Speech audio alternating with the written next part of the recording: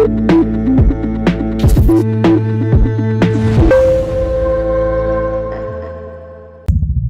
खनिज ठेकेदार के द्वारा बालाघाट जिले में रेत खनिज का उत्खनन नियम विरुद्ध करने पर बालाघाट की जनता प्रशासन को शिकायत करती है और कहती है कि अमुक खदान में रेत उत्खनन में नियम का पालन नहीं किया जा रहा है, तो रेत ठेकेदार शिकायतकर्ता पर ही ब्लैकमेलिंग का आरोप लगा देता है। कोई पत्रकार बीच नदी में अवैध तरीके से पोकलैंड से रेत खनिज का उत्खनन करते हुए समाचार प्रकाशित कर देता है, तो उसे भी ठेकेदार के कर्मचारियों द्वारा धमकी देना शुरू कर देते हैं। जब बालाघाट की जनता ने अवैध रेत उत्खनन के विरुद्ध आवाज उठाया, तब रेत खनिज ठेकेदार प्रेस वार्ता कर जनता पर आरोप लगा देता है। यहाँ तक कि आम जनता के साथ आपने कार्यकर्ताओं को झगड़ा करने भेज देता है और पुलिस प्रकरण में फंसा देता है। खुद रेत ठेकेदार चाहता है कि जो भी व्यक्ति अवैध रेत उत्खनन को लेकर आवाज उठाएगा, उसे किसी भी तरह से प्रकरण में उलझाकर जेल भेज दिया जाए। उसकी साजिश बड़ी कुशलता के साथ रच लेता है। जब अवैध रेत उत्खनन का मामला अखबारों में प्रकाशित होता है, तब रेत ठेकेदार राजेश पाठक अपने साथियों को लेकर पत्रकार वार्ता करके अवैध रेत उत्खनन की आवाज उठाने वाले जनता को दोषी बताने लगते हैं। मेरे द्वारा राष्ट्रीय हरित न्यायालय में शिकायत की गई थी, जिसकी जांच 3 अगस्त 2023 को की गई थी। उस समय नदियों में बाढ़ थी और शासकीय जमीन पर रेत के डंप पाए गए थे, जिनकी विस्तृत जांच न कर अजात घोषित कर जांच प्रतिवेदन राष्ट्रीय हरित अधिकरण न्यायालय भोपाल को प्रस्तुत किया गया था, जिसमें प्रशासन ने जांच के दौरान राजेश पाठक को बचाने का पूरा प्रयास किया। रेत खदानों की जांच नहीं की और रेत डंप को अज्ञात घोषित कर प्रशासन ने जांच प्रतिवेदन राष्ट्रीय हरित अधिकरण न्यायालय को प्रस्तुत किया, जिसमें न्यायालय ने विभाग पर 29 लाख से अधिक राशि का जुर्माना किया। मेरे शिकायत को फर्जी बताने वाले लोग न्यायालय का आदेश को अच्छी तरह से पढ़ें और बयानबाजी करें। अभी वर्तमान में एक पत्र बड़ी तेजी से सोशल मीडिया पर वायरल हो रहा है, जिसमें रेत ठेकेदार राजेश पाठक के द्वारा वायरल करना प्रतीत होता है। इस पत्र की जांच होनी चाहिए। अखबारों में प्रकाशित समाचार में बालाघाट की जनता को ब्लैकमेल, असामाजिक तत्व कहना राजेश पाठक की अपनी गिरेबां को ढांकने का प्रयास कर रहा है। हाल ही में रेत खदानों की विस्तृत जांच चल रही है, न्यायालय से आदेश आना बाकी है और ऐसे समय में राजेश पाठक के नाम का पत्र सोशल मीडिया में वायरल होना राजेश पाठक के अवैध रेत उत्खनन के कारोबार को स्वयं उजागर कर रहा है। जांच का सामना ईमानदारी से न कर जनता पर आरोप लगाकर भागने वाले रेत ठेकेदार की पापों का घड़ा भर गया है। रेत ठेकेदार द्वारा सोशल मीडिया में डाली गई पत्र में मुझे ब्लैकमेलिंग और असामाजिक तत्व कहा है। मैं राजेश पाठक से कहना चाहूंगा कि इस वायरल पत्र का प्रस्तावित जनता के बीच उजागर करें। उसमें उल्लेख किया है कि उसमें माइनिंग कॉरपोरेशन के प्रबंधक को लेटर लिखा है कि मैं रेत खदान सरेंडर कर रहा हूं, और रेत खदान सरेंडर करने के पीछे हम जो कुछ जनप्रतिनिधि हैं उसमें उन लोगों को भी शामिल किया है और एक गिरोह का नाम दिया है, जिसमें कंकर मुंजारे, किशोर समृते, दरबू सिंह उल्टे, राजा लिल्हारे, तो एक गिरोह। और उसमें ये लिखा है कि ब्लैक मेलिंग कर रहे हैं। दूसरा ये लिखा है कि ये असामाजिक तत्व है। तो असामाजिक तत्व बोल कर के आरोप लगा करके, ब्लैकमेल का आरोप लगा करके खदान को सरेंडर करने का एक माइनिंग कॉरपोरेशन को लेटर जारी किया है। वो बड़ी तेज़ी से वायरल हो रहा है, जिसमें नीचे में राजेश पाठक लिखा है और साइन भी है और उसका ईमेल एड्रेस है और उस पत्र में मोबाइल नंबर भी है। तो उस पेपर के संबंध, उस पत्र के संबंध में माननीय भूतपूर्व सांसद कंकर मुंजारे भी प्रेस वार्ता कर चुके हैं और ऐसे लेटर जारी करने वाला राजेश पाठक की अभी तक की कोई प्रतिक्रिया नहीं आई। तो इससे साफ स्पष्ट है कि यह पत्र जो है राजेश पाठक के द्वारा ही वायरल की गई है। जानबूझ करके मुझे जो है अपमानित, ये मेरे सम्मान को ठेस पहुंचाने के लिए किया गया है। दूसरा ये है कि उसमें ये भी दिया है कि दरबू सिंह के द्वारा राष्ट्रीय हरित न्यायालय में पेश किया गया था, वहाँ मेरा फर्जी लेटर पाया गया करके। मैंने जो हरित न्यायालय में मैंने जो केस दायर किया था, उस समय 3 अगस्त को जो जांच प्रक्रिया चालू हुई थी, तब नदी नालों में बाढ़ था और जो सरकारी ज़मीनों में अवैध तरीके से रेत रखे हुए थे, राजेश पाठक ने उसे इनकार कर दिया है कि यह रेत मेरा नहीं है, तब उस रेत को जो है विभाग के द्वारा अज्ञात घोषित किया गया और 29 लाख से अधिक की राशि हरित न्यायालय ने जो है जुर्माना किया है। तो मेरा पत्र जो है, मेरा जो शिकायत है, कहीं से दूर दूर तक के फर्जी नहीं था और उस पत्र की शिकायत पे हरित न्यायालय ने ये पाया कि वहाँ पर कहते हैं कि उसके पर्यावरण नियंत्रण बोर्ड के जो गाइडलाइन के विरुद्ध में जो रेत खनन हुआ है और अज्ञात रेत डंपिंग की गई है, उस संबंध में न्यायालय ने उन्हें विभाग को जो है उक्त राशि जमा करने के निर्देश भी किए हैं। और जब ये सारी चीज़ें हो रहा है, यहाँ पर जो शिकायत कर फोन देख लीजिए कि राजेश पाठक को आज तक अगर ऐसा बात हुआ होगा, यह हमारा आदमी राजेश पाठक के पास में यह ऐसी बात करने के लिए कहीं गया होगा, उसके पास में अगर ऐसा कोई रिकॉर्ड होगा, नहीं, या चाहे मेरा बड़ा भाई हो या मेरा परिवार के कोई सदस्य हो या मेरे ऐसा लग रहा है उसको, तो मैं तो ये कहता हूँ कि उसने कहा है मुझे असामाजिक तत्व, तो वो सिद्ध करे। मुझे कहा है उसने ब्लैकमेलर, तो वो सिद्ध करे।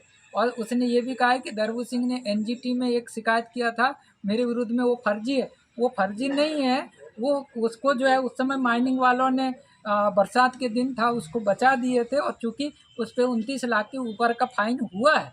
वो लेटर अगर फाइन नहीं होता तब हम मानते कि ये फर्जी पत्र था।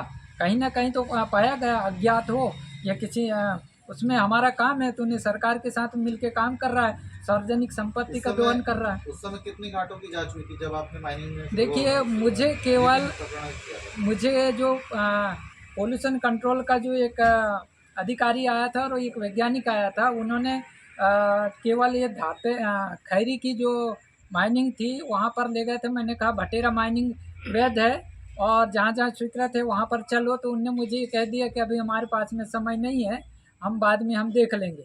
ऐसा करके जो खैरी में हुआ था, डंप हुआ था, उसी को मेरे सामने में जांच की है। इसके बाद हमने कहा था कि पूरे जितने जगह मैंने कंप्लेंट किया हूँ उतने जगह आपको जाना होगा, तो उन्होंने उतने जगह पे ये नहीं गए। लगभग कितनी घाट में जांच हुई थी? कुछ तो वो जानकारी मुश्किल होगी। से मुझे लगता है कि 2 से 3 अनलीगल माइनिंग क्षेत्र में इन्होंने जांच किए थे। आप देखे होंगे सस्टेनेबल सैंड माइनिंग गाइडलाइन 2016, इसके बाद में enforcement and monitoring sand mining guideline 2020, इनका फॉलो करिए ना आप। पोल्यूशन कंट्रोल बोर्ड का नियमों का आप जो जितने कंडी का दिया उनका फॉलो करिए। आपके खदान में फेंसिंग नहीं हो रहा है, आप जो है जो संबंधित जहाँ खदान है वो माइनिंग प्लान के विरुद्ध में हो रहा है, आप उस ग्राम क्षेत्र या उस पंचायत क्षेत्र में आपने राशि जमा नहीं कराई, आपने पेड़ पौधे कहीं पेड़ आप देखे होंगे कि कहीं पेड़ पौधे नहीं लगे। खदान के आजू बाजू जो पेड़ पौधे भी लगाने के थे, 5 साल पूरा ख़त्म हो गया, आपने एक पेड़ नहीं लगाया। दूसरा, आपने फेंसिंग नहीं कराया।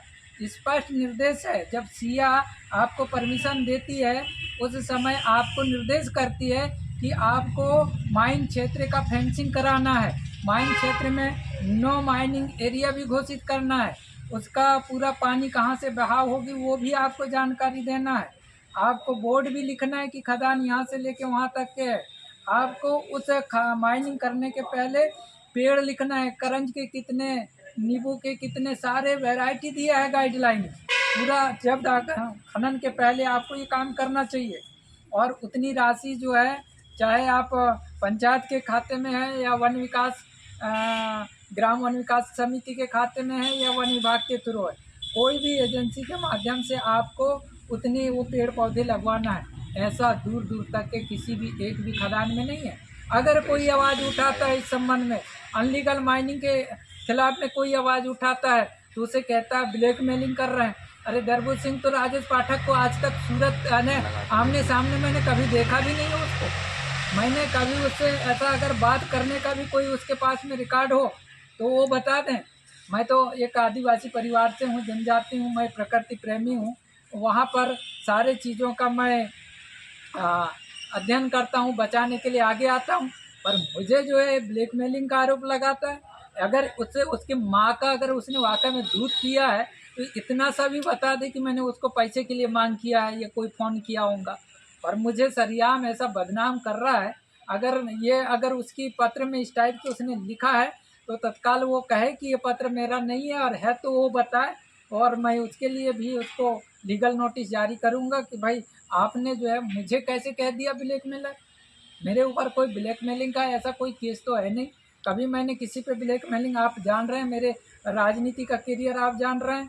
खुद राजेश पाठक कहता है कि जिसकी जो लोग जनता ने नकार दिया वो लोग जो है मुझ पर आरोप लगा रहे हैं।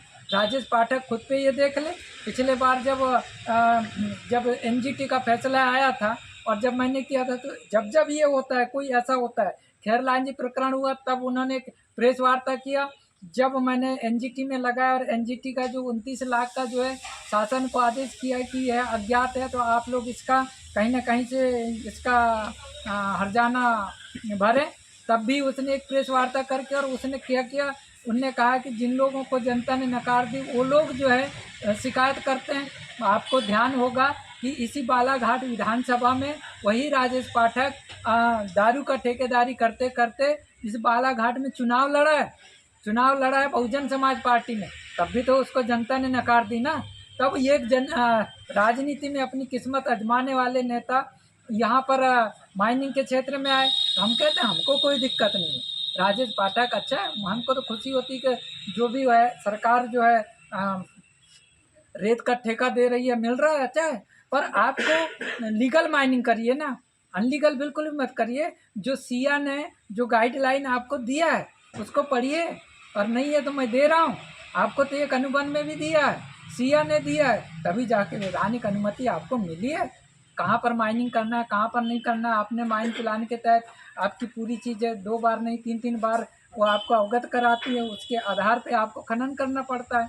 आप तो आपके खदान में ना तो सीमा क्षेत्र है, कोई भी सीमा आप जाकर के देखिए कि एक भी खदान में अगर लिखा होगा कि यहाँ से वहाँ तक के या कोई फेंसिंग है, नहीं है, बिल्कुल भी नहीं है, कहीं भी फेंसिंग नहीं है, कहीं भी सीमा क्षेत्र नहीं है। तो ये अनलीगल माइनिंग करने के काम ये विगत 5 साल से लोग लगातार करते जा रहे हैं, उनकी जो है आदत बन गई है।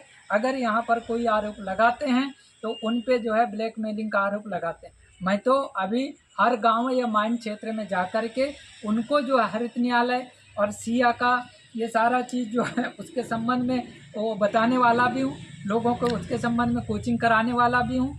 ये जो आपके जितने भी परिवेश मंत्रालय द्वारा जो गाइडलाइन जारी किए गए हैं 2016 और 2020 में, उसके संबंध में भी हर एक नागरिक को बताने वाला हूं, ताकि ये लोग अपने हक और अधिकार को जानें।